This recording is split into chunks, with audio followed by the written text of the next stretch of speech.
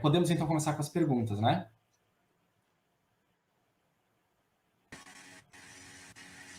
Voltei. Tá bem. Então, podemos começar aqui com a primeira pergunta, que foi do Jefferson de Oliveira Salles. Para comentar um pouquinho sobre o impacto da Lei 10.639. Também tem... Eu não sei se vocês preferem que seja em bloco ou que a gente vá colocando elas uma por uma. Você que sabe, Eduardo, porque eu também fui anotando ali algumas eu acho que é possível falar junto, outras são bem específicas, mas vocês que mandam aí. Tá bem. Tá bem. Então, eu vou falar duas perguntas, e daí vocês têm, então, tempo de vocês para responder. Então, essa do Jefferson. E a segunda seria: qual a relação existente entre o racismo e a estrutura educacional dos professores de ensino fundamental no Brasil? Essa é para a doutora Lucimar Rosa. Gabriela Marques comentou. A primeira é sobre o impacto, né, da 10.000. Isso. Então, a Flávia também terminou falando sobre isso, né? Eu ouvi alguém comentando também que, embora a lei tenha 17 anos, foi, acho que, Evina, pouca coisa aconteceu. Eu também sou, eu não sei se a Nilma é sagitariana, mas eu sou, e uma característica do sagitariano é ser otimista, né? E eu penso que, assim, o maior impacto da lei é colocar como uma obrigatoriedade. E aí a Evina fala: poxa, professora, mas é obrigatório, só que nem todo mundo trabalha. É verdade. Mas como está na lei, nós temos mecanismos. Por isso que a política é tão importante. Como ela está na lei, a gente tem mecanismos de cobrança. Existem várias instâncias que cobram a aplicação da lei. No Paraná, o Ministério Público fez não sei o nome jurídico, mas fez uma pergunta para todos os municípios do Paraná, para todas as escolas públicas e privadas, o que é que eles estavam fazendo para cumprir a lei. Se a lei não existisse, o MP jamais poderia fazer essa pergunta. E os municípios tiveram que se virar nos 30 para responder ao MP. Alguns foram muito felizes. Por exemplo, o município de Pinhais, aqui no Paraná, tem um trabalho bacana, consistente, persegue sempre a discussão. Então, o maior impacto da lei é isso, é a institucionalização do tema. Não depende mais da minha boa vontade, da boa vontade do Eduardo, da boa vontade da Flávia. Existe um amparo legal para aquilo que o movimento negro vinha brigando. Antes ele pedia, exigia, dizia que era importante. Agora a gente tem a força da lei. Só que a força da lei não é suficiente, né? Acho que a segunda questão trabalha um pouco sobre isso. Por que a força da lei não é suficiente? Porque nós temos que brigar, e os historiadores, melhor que eu, podem dizer, com o mito da democracia racial, que foi, o Gessé de Souza explica, cuidadosamente construído no nosso imaginário. Então, as pessoas falam: olha, tem discriminação de classe, não de raça. Né? Quando a BNCC colocou como centralidade inverter o ensino de história ia começar pelos povos africanos e pelos povos originários, foi um auê. A comunidade científica disse: não, vocês estão enlouquecendo. Por quê? Porque estava reconfigurando, né, o ensino de história, e foi contestado, tanto que a última versão da BNCC traz um pouco, alguém também comentou, mais próximo da perspectiva positivista, de contar a história a partir de determinadas lógicas. Mas me parece que a importância é essa. E depois, qual que é a segunda pergunta mesmo? Me perdi, Eduardo.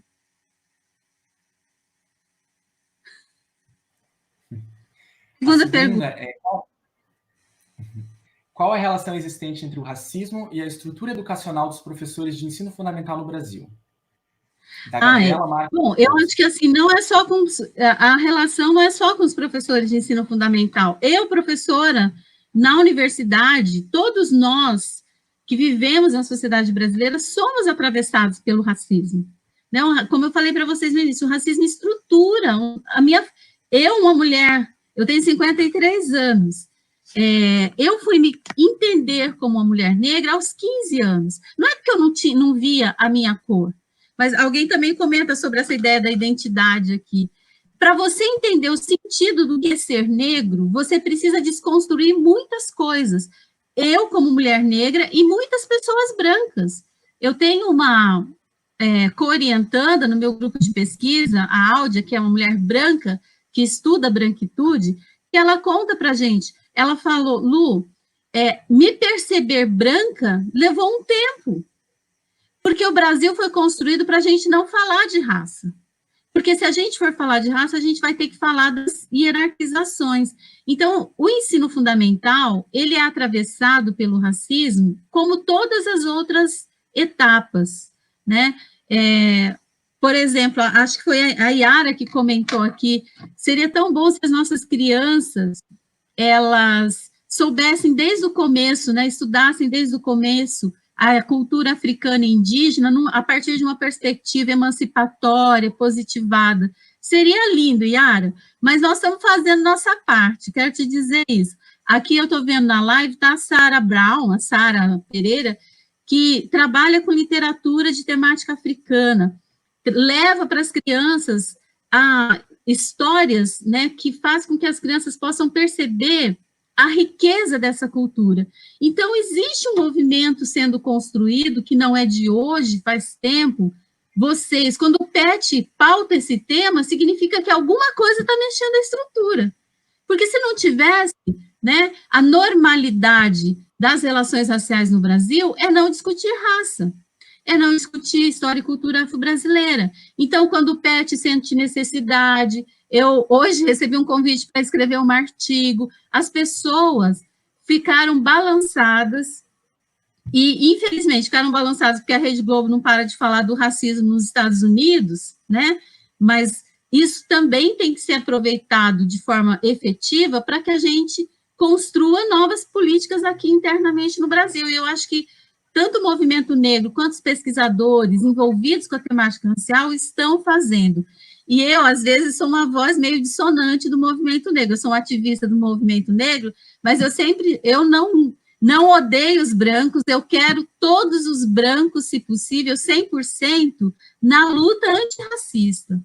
Só negros não vão dar conta, a gente está fazendo o nosso trabalho, mas agora é hora, né, de pessoas brancas, antirracistas, de pessoas que querem uma sociedade, de fato, diferente dessa que tem sido construída, pegar a mão na massa, reconhecer os seus privilégios, reconhecer que quando eu não falo de raça, eu estou falando que branco é a norma, quando eu não pontuo a história e cultura afro-brasileira no meu currículo, eu estou falando e reproduzindo o eurocentrismo, eu estou produzindo o epistemicídio de conhecimentos indígenas, de conhecimentos, eu vi que nós temos uma quilombola aqui assistindo a gente, as comunidades que não têm saberes agrícolas, enfim, tem conhecimentos de saúde imensos.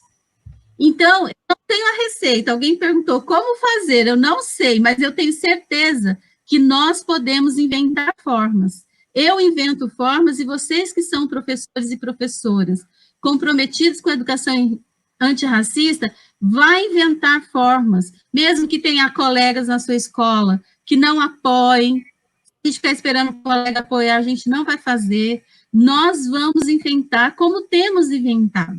O Edson Cardoso fala uma coisa linda, só estamos aqui hoje, eu só estou aqui hoje, eu, mulher negra, doutora, numa universidade como é a UFPR, numa sociedade eurocêntrica como é Curitiba, porque a gente tem inventado resistências. Não é a revolução, né? Aquela revolução marxista que a gente imagina um dia, vamos mudar tudo, não. Né? As micro-revoluções estão sendo gestadas. Eu sou um exemplo disso, a professora Meg Hayara, minha colega na universidade, uma mulher travesti, trans, negra, poderosíssima, né? a sorte de estar convivendo com essa mulher, então nós estamos inventando formas. Ela sempre fala do salto dela, né? Que o salto dela é político, o corpo negro na universidade é político, e as pessoas brancas imbuídas de não é daquela coisa piegas, não. É de um compromisso político com uma sociedade realmente distinta da que a gente está construindo, vai fazer a diferença e está fazendo a diferença. Eu tenho visto crianças pequenininhas falando do cabelo, eu gosto do meu cabelo. A Sara, na dissertação dela, a menina tem 3 anos, gente. E ela fala assim, o amiguinho fala, você é marrom. Aí ela fala, não, eu sou preta. Assim, é emocionante, né? Ao mesmo tempo que a gente tem a dor da morte do Miguel para lidar. Eu choro. A morte do Miguel até hoje me afeta muito, não consegui superar. Mas eu sei que eu não estou sozinha nessa dor. Outras mulheres, homens, brancos e negros estão comigo nessa dor. Então, são esses movimentos que vai fazendo a gente enfrentar isso e fazer a roda girar e a gente mudar essa história. Por falar em historiadores, né? Nós fazemos a história é nossa, a gente que constrói. Bem, agradeço a resposta.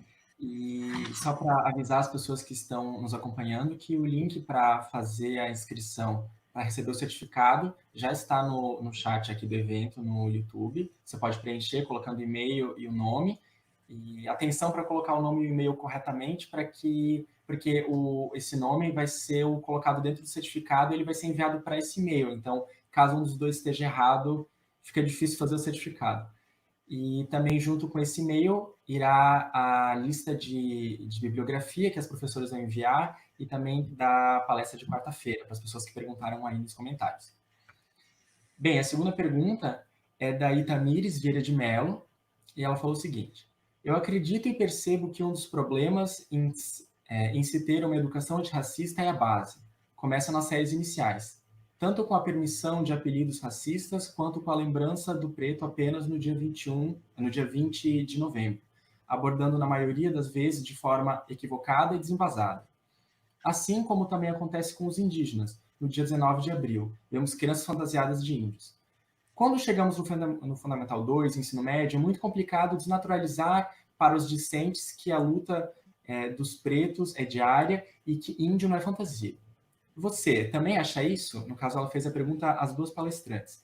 Poderia comentar um pouco sobre essa situação? Flávia, fala. Você não conseguiu ouvir? Eu não consegui ouvir tua pergunta. Eu posso repetir, só um segundo. Se você puder aumentar um pouquinho o seu som, Eduardo. Tá certo. Eu acredito e percebo que um dos problemas em se ter uma educação antirracista é a base. Começa nas séries iniciais, tanto com a permissão de apelidos racistas, quanto com a lembrança do preto apenas no dia 20 de novembro, abordada, na maioria das vezes de forma equivocada e desembasada. Assim como também acontece com os indígenas, no dia 19 de abril, vemos crianças fantasiadas de índios. Quando chegamos no Fundamental 2 e ensino médio, é muito complicado desnaturalizar para os discentes que a luta dos pretos é diária e que índio não é fantasia. O que vocês acham disso? Poderiam comentar um pouco esse assunto? Tá. Pois é.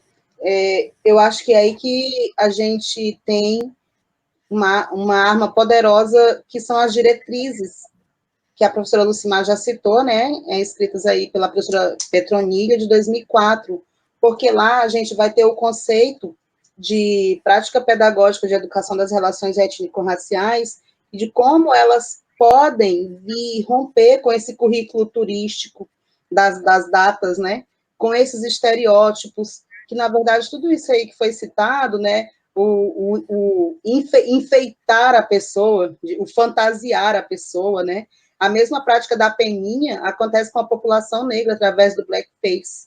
A cada 20 de novembro são vários pequenos infartos que a gente tem, né? Quando a gente começa a acompanhar muito a educação básica, que eu também sou do Fórum de Educação Étnico-Racial, e a gente faz esse trabalho de acompanhamento nas escolas. Então, essa realidade aí, que é a realidade tradicional, eu penso que ela pode ser rompida através das nossas diretrizes do estudo, né, e da aplicação das nossas diretrizes de 2004, que vão discorrer, que vão explicar formas de realmente produzir uma educação antirracista, de realmente valorizar a população, de realmente trazer um ensino de história e cultura africana e afro-brasileira que valorize os seus sujeitos, né? E não que os personifique ou que consolide os seus estereótipos racistas. Quer que eu comente? Você que sabe, professora. É bom. Pode passar para a próxima questão, eu acho. Tá bem, então. A próxima pergunta é da Antônia Janese Silva. E ela pergunta o seguinte: como falar sobre racismo com crianças em educação infantil? Ótimo. Então, a pergunta anterior fala que tem que começar no ensino fundamental, né? E eu ia dizer, não, tem que começar na creche. Pisou no espaço da educação, tem que começar. Mas, obviamente, a forma, ela não é a mesma, né? Com crianças pequenas, o que eu tenho defendido é que trabalhar, porque assim, nós precisamos dizer o que é. Quando a gente fala o que é trabalhar a educação das relações étnico-raciais, para cada área de conhecimento, a gente vai ter que produzir, isso ainda está em aberto, né? As pessoas estão produzindo sobre isso, o que significa isso. Então, para as crianças pequenas, né, eu estou fechando um projeto até agora para trabalhar em creche, com 0 a 3. Não é a discussão do racismo, por exemplo. Não é ir lá e falar assim, olha, não sejam racistas, viu, crianças? Isso é feio. Não. A gente conversa, né? Vocês, do campo da história, estudam essa ideia, a construção do imaginário. E com as crianças pequenas, bem pequenininhas, por exemplo, o que a gente tem discutido é que a gente tem que trazer imagens, trazer novos imaginários para essa criança. Então, como eu citei, a literatura é um caminho, as imagens. Olha, gente, o racismo está nos pequenos detalhes, né? Um CMEI que eu fiz uma pesquisa uma vez, a educação infantil, ela faz os cantinhos. Aí tem o cantinho do livro, o cantinho da casinha. Aí, nessa casinha tem objetos tipo panelinha, fogão, bonecas.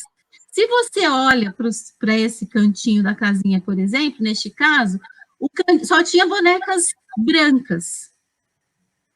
Então, quando a gente fala da branquitude normativa, é isso. A criança vai lá brincar e o que ela tem acesso são só bonecas brancas. Não importa se tem uma pesquisa da professora Cíntia Cardoso, num CMEI, que 90% das crianças eram negras e as bonecas todas brancas. Vai ler os livros de literatura infantil, são todos eurocêntricos, Chapeuzinho Vermelho, Rapunzel, Cachinho de Ouro, etc. e tal. Aí, tinha um pedacinho um outro CMEI, eu estou dando exemplos de vários CMEIs que eu frequentei, na minha pesquisa. Era o salão, e no salão, quando você entra num salão adulto, também é assim, tem várias imagens de pessoas que você deve admirar, que você quer ser, o cabelo que você deseja. E nesse centro de educação infantil, só imagens de pessoas brancas, só imagens, né, de um determinado padrão estético. Então, na educação infantil, a gente quer reorganizar, a gente fala do espaço, na educação a gente fala que o espaço educa. Então, o espaço tem que ser revisto, as brincadeiras têm que ser revistas. Que brincadeira eu faço com as minhas crianças? Eu trago para elas brincadeiras de várias referências culturais, porque se eu trago isso, eu estou mostrando que vários povos produzem cultura. Se eu só repito uma determinada brincadeira de um determinado grupo racial, étnico, eu estou dizendo que aquele grupo é o grupo a ser seguido.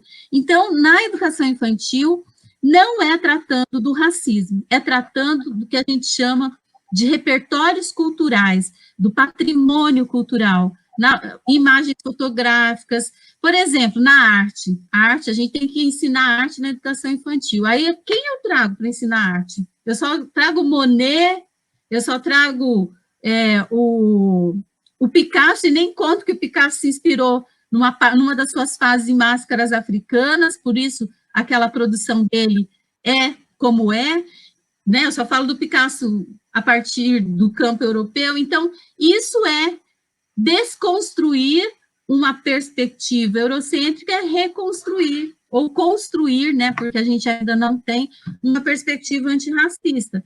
Então, na educação infantil, é minha praia, eu acho que é o lugar mais gostoso para trabalhar relações raciais.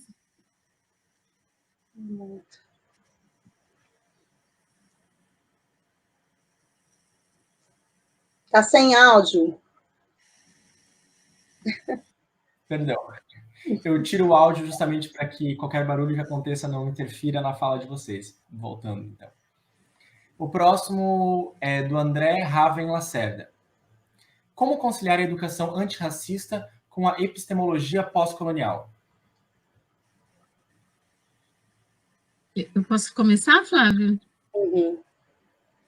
Eu acho que a educação antirracista, assim, nós temos repertórios teóricos, né? O que é o pós-colonialismo? Ele surge após a libertação e a liberação, né? A luta de várias sociedades colonizadas. Então, o pós-colonialismo como teoria, né? Ele está refutando a relação colonizadora que se tinha. Por isso, se você pegar Frantz Fanon, por exemplo, eu atribuo a produção do Frantz Fanon à perspectiva pós-colonial. Ele está discutindo, ele está refletindo sobre as opressões vividas, né, por povos colonizados e os modos como esses povos alcançam a possibilidade de produzir rupturas. Então, isso é uma educação antirracista. Só que, assim, do ponto de vista das teorias, a gente tem várias. Hoje tem, por exemplo, a decolonialidade, que também poderia orientar uma educação antirracista. Então, a conciliação, na minha perspectiva, se dá no momento em que eu preciso de uma teoria que sustente a minha ação. E as teorias pós-coloniais, elas dão conta disso. Existem outras, né? A teoria crítica, as teorias pós-críticas, que são os estudos culturais, de modo geral, eles produzem ferramentas para que eu possa pensar uma educação antirracista. Quando eu falo para vocês, alguém perguntou da necropolítica, o conceito de epistemicídio, por exemplo, ele é um conceito que ele é produzido no contexto, né, de uma epistemologia que vai pensar como construir uma educação antirracista, quais as ferramentas teóricas. Então, a conciliação se dá nesse sentido, que para construir uma educação antirracista, eu preciso de conceitos, né? Eu preciso dar nome às coisas. Quando eu falo epistemicídio, eu estou dando nome a um processo e a um fenômeno. E as teorias, especialmente as pós-coloniais e depois as decoloniais, elas constroem conceitos para que a gente possa organizar as nossas reflexões, seja na educação escolar, seja na produção de conhecimento. Quando a Flávia fala, olha, lá no 6º ano, quando eu trabalho a revolução, ou como chama, Flávia, que você falou das chibatas? Revolta. A revolta, o uso do conceito é determinante. Fazer as crianças pensarem sobre se é revolta, se é revolução, só é possível se eu tenho uma chave conceitual. Então, as epistemologias críticas, estudos culturais nos ajudam porque elas criam as ferramentas teóricas.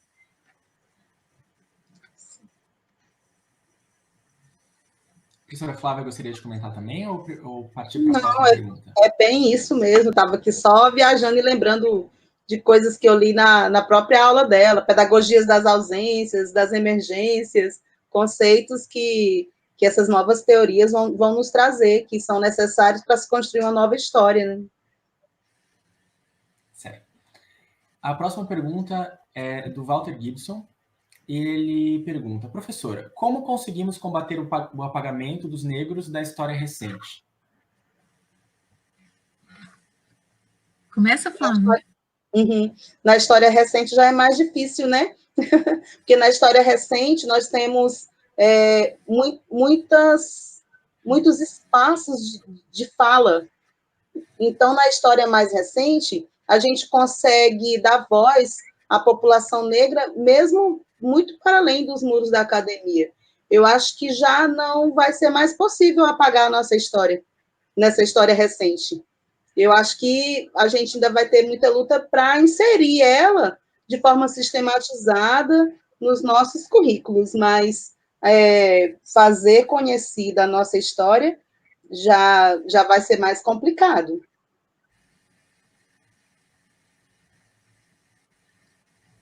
Eu acho que nós temos, hoje, a gente tem mais possibilidades. Antes, a gente só tinha o livro didático, como fonte de conhecimento. Hoje, para o bem e para o mal, nós acessamos conhecimento em muitos outros espaços, né, em muitos outros formatos, e isso ajuda muito. Eu fui na Bienal do Livro, no Rio de Janeiro, e fiquei observando multidões de crianças, de jovens, né, do ensino médio, ensino fundamental, educação infantil, e eu vi várias adolescentes de 12, 13 anos com o livro da Bell Hooks na mão. E eu tenho visto isso acontecer na universidade, em alguns cursos, não sei como é que é a história, mas vejo na filosofia. O professor chega lá e fala, olha, pessoal, ele fez doutorado, pós-doutorado, a filosofia começa na Grécia. Aí o menino de 18, 20 anos entrou, já leu vários filósofos africanos, fala lá, pera lá, professor, não, peraí, ó, o Achembe, o não sei... O professor fica impactado, como assim? E o meu pós-doc, o que eu faço com ele, não é? Então, eu acho que essas coisas vão colocando em xeque, às vezes de forma bem tensa, as relações, né? E às vezes de forma mais amigável. Então, a população negra, pelas vias hoje dos recursos tecnológicos, estão conseguindo contar as suas histórias. As mulheres negras, eu trabalho com mulheres negras, eu tenho uma aluna que estuda auxiliares de serviço geral em escola, aquelas mulheres que ficam fazendo a limpeza, que pouca gente presta atenção, ela está trazendo a história dessas mulheres. E são histórias super potentes, e hoje a gente tem, por falar em ferramentas metodológicas e teóricas, eu hoje, como orientadora, eu posso coletar histórias, né, de mulheres, auxiliares de serviços gerais, porque elas são hoje consideradas também, no campo teórico, como potentes produtoras de história. Então, é muito legal a gente poder, nesse momento, viver isso. E isso foi construído, né, por vários sujeitos. O Thompson, quando ele fala da história cultural, é um homem branco. E ele dá conta, hoje eu posso usar o Thompson para estudar histórias de mulheres negras, por exemplo. Então, acho que a gente está conseguindo subverter a ordem em várias instâncias, especialmente na contemporaneidade, porque a gente não depende mais só do livro didático para contar a história. O que a gente tem visto de criação de YouTube, né, de canais de YouTube para contar histórias, porque o que são histórias? São narrativas sobre os sujeitos, né? São narrativas sobre as pessoas. Então, se antes eu precisava esperar um professor, doutor, para contar a história, hoje as pessoas produzem suas histórias. É claro que isso tem um benefício, porque isso permite também uma pulverização, mas eu acho que a gente tem que cuidar, né, porque para o bem e para o mal tem gente trabalhando também a história como opinião, né, o que é um problema que eu acho que os historiadores aí, especialmente, vão ter que resolver, né. Bem difícil essa parte. Isso aí é para vocês, eu sou da pedagogia. A mesma pessoa que fez a pergunta antes, que foi o Walter, ele perguntou agora sobre a BNCC. Ele fala, a BNCC exclui a história pós-redemocratização, apagando a memória próxima. Tal atitude pode ser considerada como um ato de enfraquecer essa memória recente e, portanto, o sentimento de agência histórica? Os PCNs também já não contavam essa história, né? BNCC vai seguindo vai seguindo o mesmo ritmo. É difícil contar a história recente. Geralmente os currículos produzidos no Brasil, que é o que eu tenho estudado um pouco, eles não contam mesmo, né? A gente é que é teimoso e quer contar e acaba inserindo isso nas nossas aulas, mas acaba, de fato, se for depender de currículo, se perdendo. Isso tem acontecido na nossa história em geral. Não, se a gente for estudar currículo, né, que são sistematizados mais recentemente a partir dos PCNs e agora BNCC, a gente vai encontrar essa característica de forma comum em todos eles.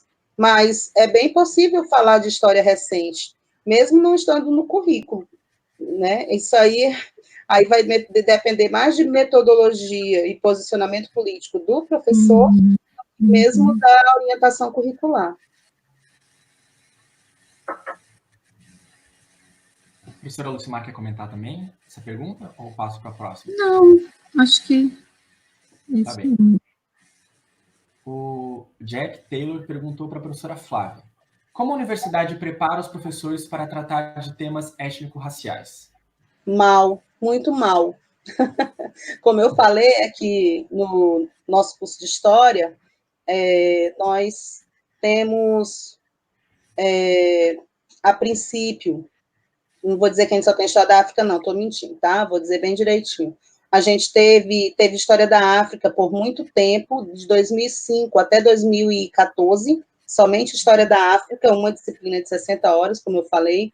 Em 2014, nós aprovamos um outro PPC, que vai inserir no currículo História e Cultura Africana e Afro-Brasileira, e também História Indígena, que, pasmem, nós no Acre não tínhamos no nosso curso de História, né? A gente falava de História Indígena quando a gente falava de História do Acre inserido, mas aí falava meio que se quisesse, que a emenda não necessariamente priorizava isso. E agora nós temos uma conquista grande, nós temos um PPC a ponto de ser aprovado, onde o ano passado nós sugerimos a disciplina de Educação das Relações Étnico-Raciais, né, que foi ali a ementa bem orientada pela professora Lucimar, me ajudou muito a escrever essa ementa, né, que foi uma proposta minha para o NDE, para o colegiado, foi aprovado, e agora a gente está fechando esse PPC, que eu espero que seja aplicado para o próximo ano, e aí vai ter pela primeira vez o acréscimo dessa disciplina. Mas, em comparação com os outros conteúdos eurocêntricos, ainda estamos bem pequenos, né, nessa temática. E aí, a gente tem a participação disso também em outras disciplinas, como História do Brasil, por exemplo. A professora Bianca, que é a dona da cadeira, está aqui na live, né? Ela ministra a disciplina de História do Brasil e conta a história da população negra por meio da disciplina dela. Mas é muito mais um posicionamento político individual da professora Bianca do que mesmo uma ementa, uma institucionalização da temática no curso. No nosso caso também, a pedagogia, vocês veem, a LDB, que é a Lei de Diretriz de Educação, mudou a legislação em 2003, e só em 2020, que a gente está trabalhando com currículo novo, né, só em 2020, e o curso cria a disciplina obrigatória. Antes ela era trabalhada como optativa. E alguém comentou ali na live, eu acho que isso é bem pertinente, que ele falou, nossos corpos não estão separados, né? O patriarcado, quer dizer, as lutas são interligadas. A universidade, se ela continuasse sendo constituída por homens brancos em geral, classe média alta, dificilmente esses temas entrariam, porque eles estavam na zona de conforto. É muito difícil, né? A branquitude fala disso. Quem que quer abrir mão de privilégio? Ninguém. É um exercício humano difícil de ser feito.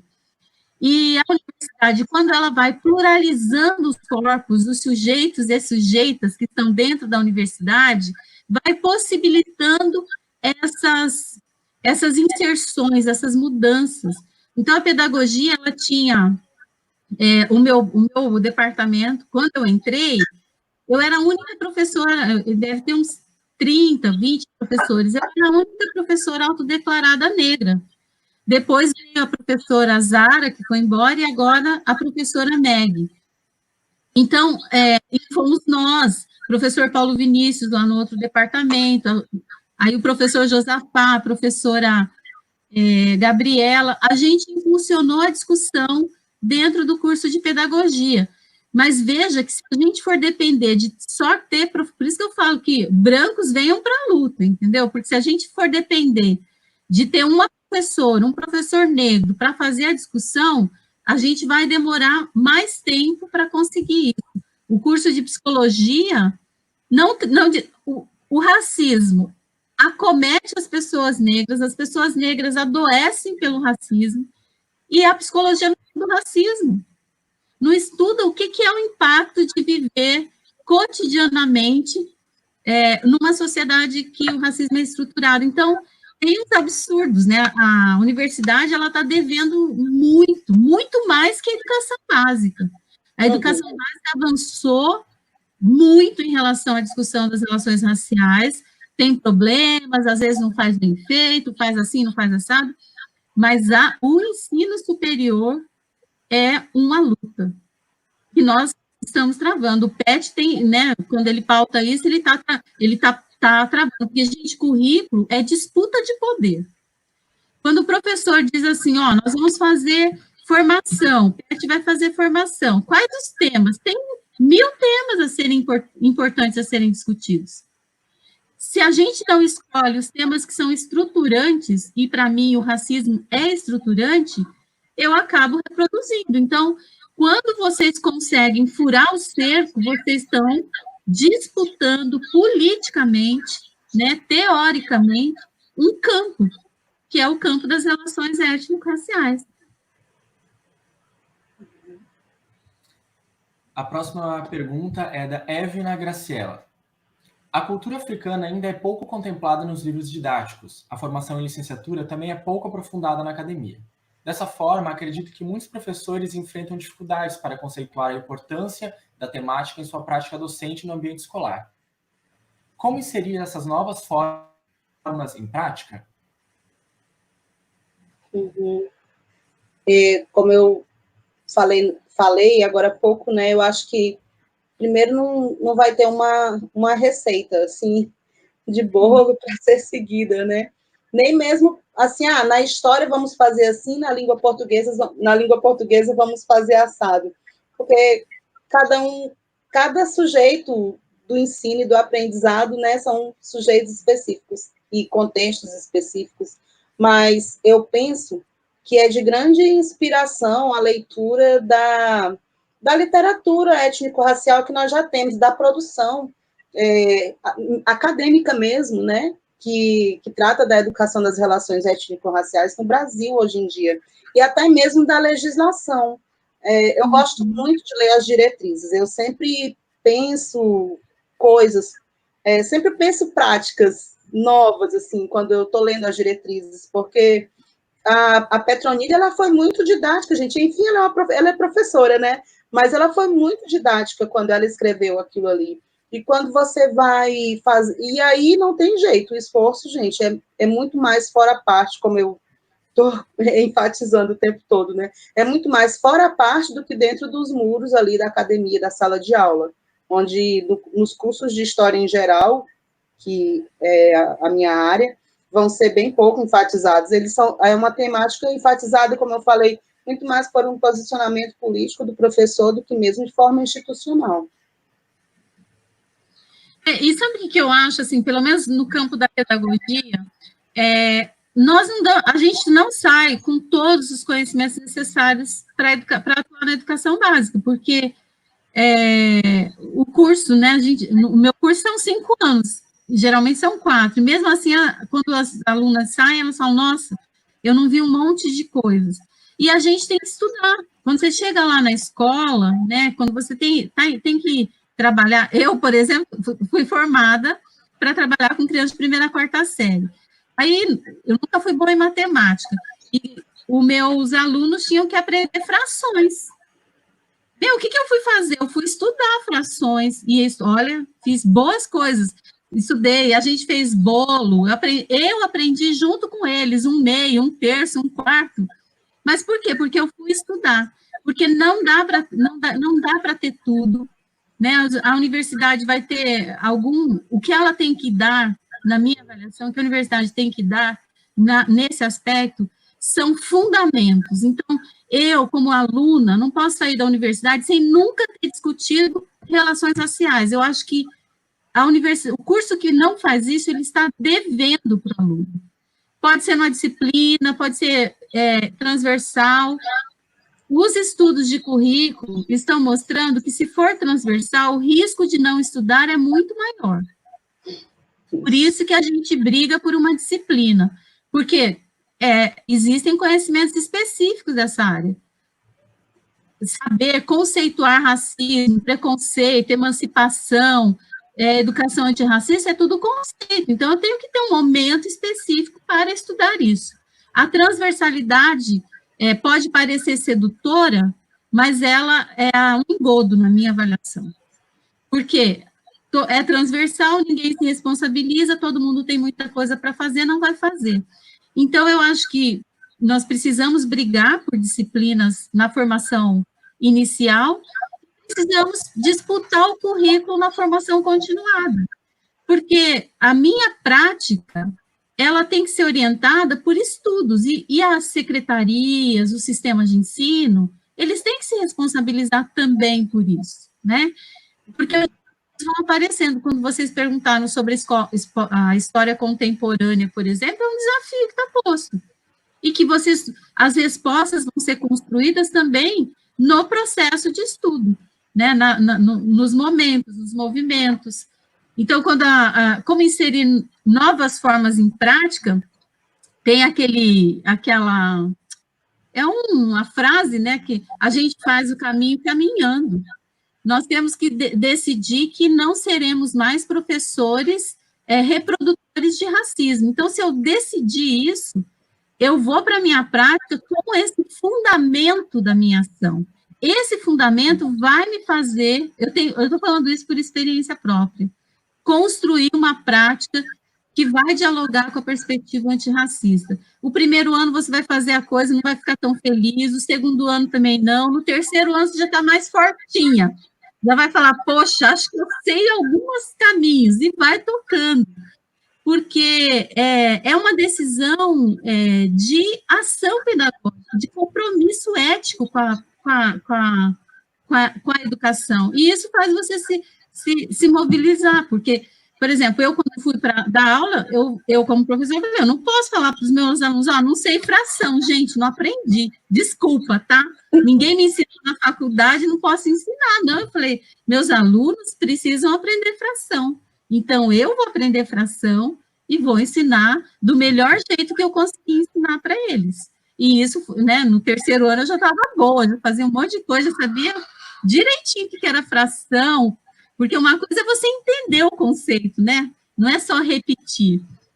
Então, eu acho que a prática, como inserir na prática, é uma resposta que a gente vai construindo na ação, estudando. Não é na ação espontânea, não é no laissez-faire.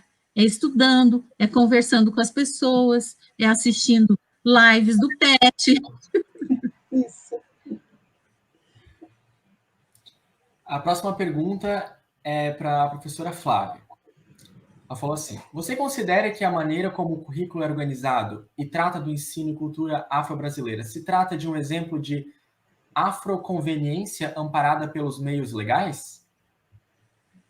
Não, eu acho que é mais uma euroconveniência.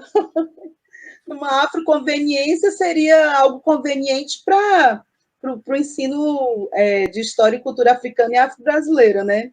E a maneira como o currículo está organizado não é nada conveniente para esses estudos. Muito pelo contrário, deixa muito a desejar. E é importante dizer, né, Flávia, que eles estão lá não foi por bondade e carinho do gestor. Se eles estão lá, eles estão lá pela luta do movimento negro. Não foram mundial. Somos nós. Porque nem a nossa lei, isso. Porque nem a nossa lei 10.639 aconteceu assim, do nada, e nem também foi por bondade de ninguém. Ela é parte de um Exatamente. contexto mundial, né? De uma luta antirracista que acontece mundialmente. Exato. A próxima pergunta é para as duas professoras.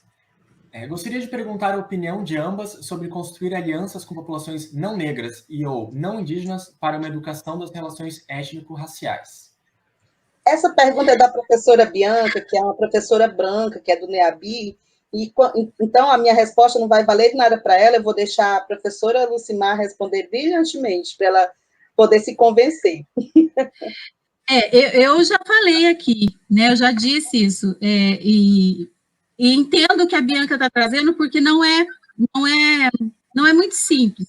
Eu não acredito eu não quero, primeiro, Lucimar Rosa Dias, eu não quero uma sociedade só para negros. Eu quero uma sociedade igualitária. Isso implica que brancos precisam construir essa sociedade igualitária comigo. Agora, o que a gente sempre tensa essa relação, porque como as pessoas brancas, de modo geral, não estou especificando uma ou outra, elas estão, primeiro, acostumadas a comandar, a coordenar, né? Então, estar numa luta quase que na retaguarda, assumindo a luta, mas sabendo que quem deve estar à frente, ou quem está à frente, quem eu quero pôr à frente, são as pessoas negras, não é um exercício fácil. Então, as pessoas, por exemplo, eu tenho colegas também, aqui o NEAB tem pessoas brancas que atuam muito fortemente. E é sempre um exercício, né? A professora Liliana, que trabalha na antropologia, ela é fantástica, ela é uma mulher branca que estuda quilombos, quilombolas. E eu nunca vejo a Liliana querendo estar sempre à frente de tudo. Então, eu acho que é uma relação tensa, mas eu acho que ela é necessária. Eu sou de uma família mestiça, então talvez por isso, porque eu tenho colegas, por exemplo, eu não gosto da frase fogo nos racistas. Eu quero pôr fogo no racismo. Uhum.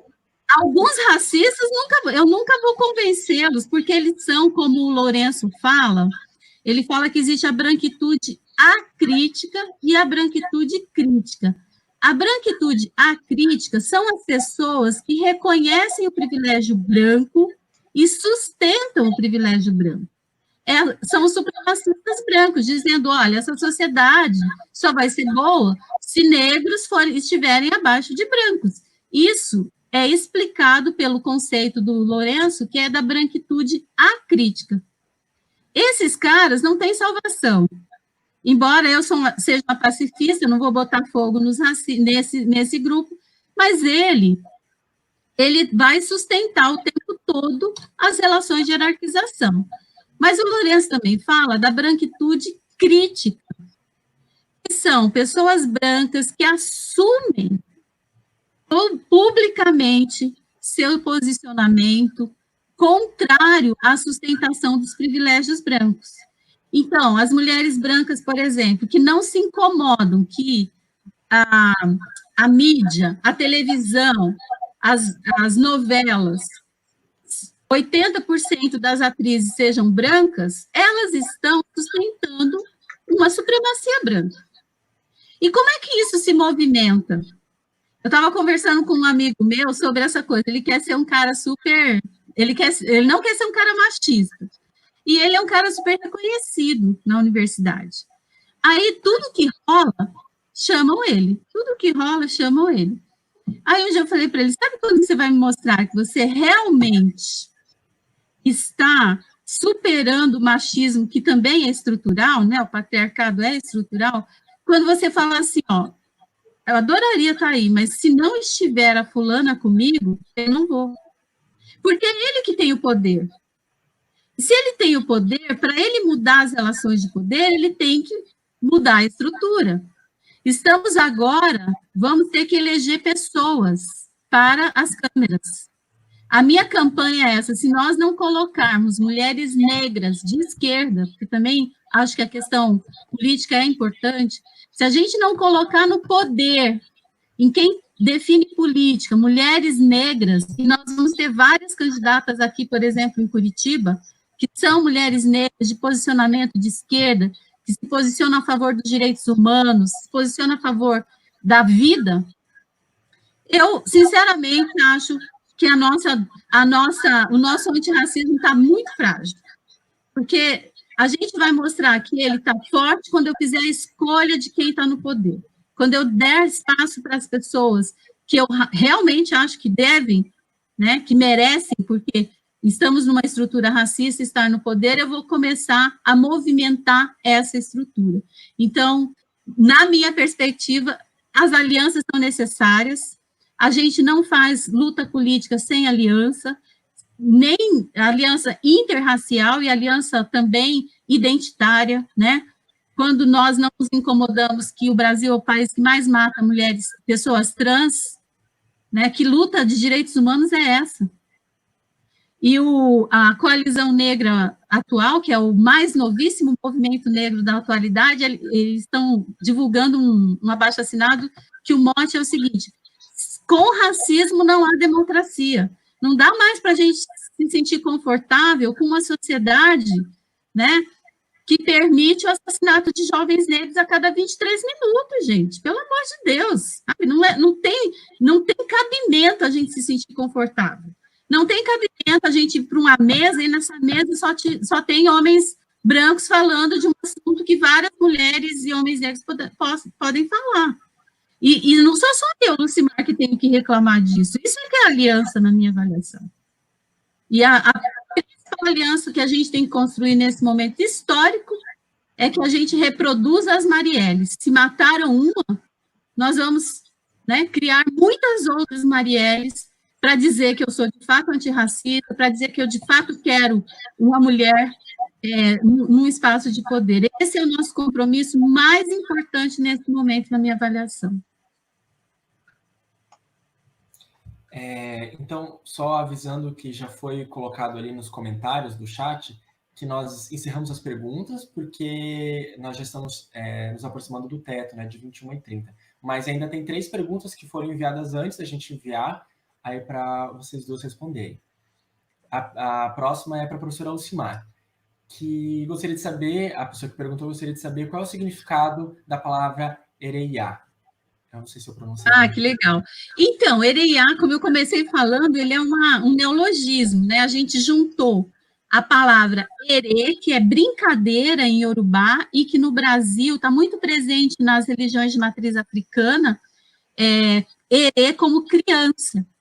No candomblé existem alguns, não é bem o orixá, mas existem os erês, que eles chegam na festa para brincar. E o grupo de pesquisa, como ele também trabalha com infância, e que a gente acha importante resgatar essa criança que vive em todos nós, né? Quando a gente sustenta essa criança, a gente tem energia, a gente tem vida, a gente tem otimismo, a gente acredita que pode fazer, que pode mudar. Então, Ereiá tem esse sentido. E o Iá é o diminutivo de Ialorixá, que é mãe, significa mãe também em Yorubá. E a gente também quer resgatar essa ideia dessa maternidade, que não é a maternidade biológica, é a maternidade no sentido africano, né? Que é a mãe, é a que cuida, quem cuida do outro. Em várias comunidades africanas, e eu pude experimentar isso com 50 e poucos anos, eu fui para Camarões e eu vi isso é de verdade. As mulheres mais velhas, elas são mães. Eu chegava com a professora no restaurante e o garçom falava para ela: mãe, o que você quer? Gente, é uma coisa linda de ver. E ela dá bronca, tinha um menino fazendo umas coisas erradas lá, ela foi lá, corrigiu o menino, e o pai não brigou, não, o pai ficou quietinho. É a maternidade, é quem cuida, quem acolhe. A ideia do grupo é isso, alguém falou ali do burocratismo do movimento negro acadêmico. Olha, eu estou fora, eu não conheço esse burocratismo. O meu grupo de pesquisa, a gente tem falado, nós queremos fazer pesquisa solidariamente e não solitariamente. A gente tem incentivado as alunas, as mestrandas e doutorandas a compartilharem a sua ação, a atuarem também, a fazerem uma pesquisa descolada da realidade, descolada do outro.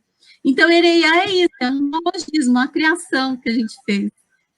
E quer pegar essas duas ideias, o tempo, né, o futuro presente, umas coisas assim. Lá no Facebook a gente explica um pouquinho o que é o Ereia. Que tem a página, que ela quer dizer. Isso. E quando você está nas aulas da professora Lucimar, que muita gente é do grupo, é exatamente essa sensação que você tem, de acolhimento, de estar sendo cuidada, zelada por alguém. Esse é o nome que não tinha como não ser esse nome para o grupo dela.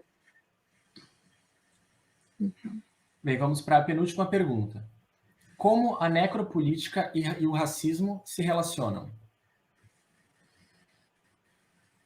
Bom, a necropolítica é a política da morte, né? A Dembe, ele empresta uma discussão que o Foucault fez, e aí ele cria esse conceito da necropolítica, que é a política de morte, é a escolha de quem deve morrer. Para ter, né? Hoje, por exemplo, no Brasil, quando a gente vê a política de tratamento do Covid, o que aconteceu? O Covid veio para o Brasil pela classe média alta, inclusive, né, que conseguia viajar para a Europa, o preço do euro não é muito convidativo, ela veio para o Brasil por essas vias, e a primeira pessoa que morre de Covid no Rio de Janeiro é uma empregada doméstica, que pegou a Covid da patroa, que não a dispensou e não disse a ela que estava com Covid, e ela, obviamente, se tratou com todas as condições e a infraestrutura que ela tem por conta da classe que ela, né, tem, e a empregada dela morreu. E é o que a gente está vendo agora? Né, abre tudo, o comércio precisa funcionar, porque quem vai morrer, gente? Quem está morrendo? Quem vai morrer, não, quem está morrendo são as pessoas pobres e as pessoas negras. Isso é necropolítica, quer dizer, eu escolho quem vai morrer. E a política faz escolhas. Então, não fecha, o lockdown não foi possível, e o discurso é porque a economia tinha que ser salva, mas a gente estava salvando determinadas vidas, porque as outras, eu hoje, por exemplo, posso trabalhar em casa, estou em casa. Tenho trabalhado bastante, mas estou em casa. Saio ocasionalmente. Quantas mulheres negras como eu, pobres, podem fazer isso? Então, a necropolítica é a política da morte, é a política que organiza a estrutura e escolhe quem deve morrer e quem deve viver. E o racismo, né, eu acho que o melhor exemplo é aquela mulher que põe uma criança de 5 anos no elevador e aperta o botão de cima, a criança queria procurar a mãe e ela sabia que a mãe estava embaixo e não em cima. Ela apertou o botão. Ela escolheu a vida. Ela jamais faria isso com uma criança, filha de uma parente dela mesma, de uma amiga, porque a empregada não era uma amiga. A empregada era uma mulher negra, a criança era uma criança negra. Então, o racismo está imbricado nessa perspectiva da necropolítica. O caso Floyd mostra isso, né? Então, o cara, ele escolheu quem poderia viver, quem poderia morrer. E, no caso, um homem negro poderia morrer. Então, a necropolítica é a política de morte, né? A necropolítica é a política que escolhe quem deve morrer, quem deve viver.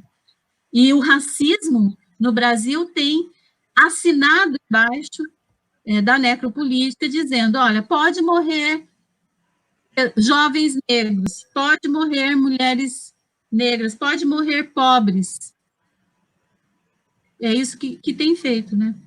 Pode morrer travestis, porque são pessoas subhumanos para um determinado grupo, pensam, né, sobre isso. Então, escolhe quem deve morrer.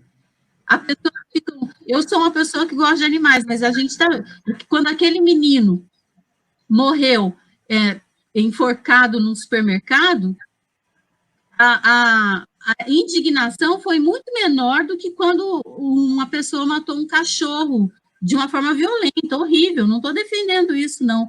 Eu só estou mostrando assim, o que é a necropolítica na vida nossa, no cotidiano? Porque os conceitos servem para a gente pensar o nosso dia a dia, né? O que é a necropolítica no nosso cotidiano? É isso, são esses exemplos que vão só se acumulando.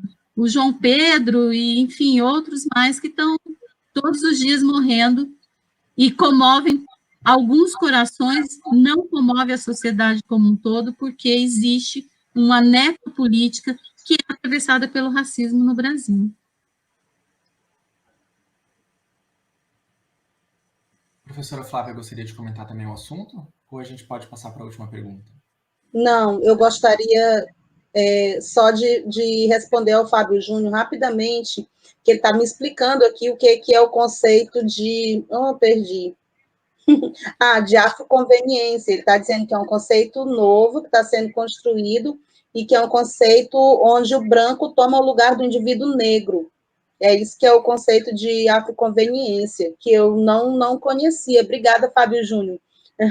E pensando dessa forma e pensando que há uma, não uma predominância, mas praticamente uma exclusividade da história europeia, aí sim, creio que esse conceito se adequa aos nossos currículos. E também rapidamente, sobre a questão da burocratização, eu não sei como funciona nos outros lugares, mas o NEAB e o FAC, por exemplo, para você participar, basta você ir. É facilmente inserido no grupo, inclusive na plataforma lá, tanto ele funciona como unidade administrativa, né? E funciona como grupo de pesquisa na plataforma Lattes. Se você estiver participando de alguma ação, a gente consegue inscrever facilmente a pessoa lá. E é tanto que muita gente dos movimentos sociais, a quem eu também sou muito atrelada, né, conselhos, fóruns, participa do NEAB e o FAC. Existe aqui no Acre, essa troca é bem fácil de ser vivida. Eu acho que cada grupo tem a sua dinâmica, né? No meu, por exemplo, não entra todo mundo, todo tempo, porque você tem uma dinâmica também, você tem questões de espaço físico, você, por exemplo, não dá para ter um grupo de 50 pessoas e acolher 50 pessoas, colaborar, então, eu acho que são instâncias diferentes. Uma coisa é o movimento negro fora da universidade, outra coisa são as estruturas da universidade, como é que você dialoga com isso.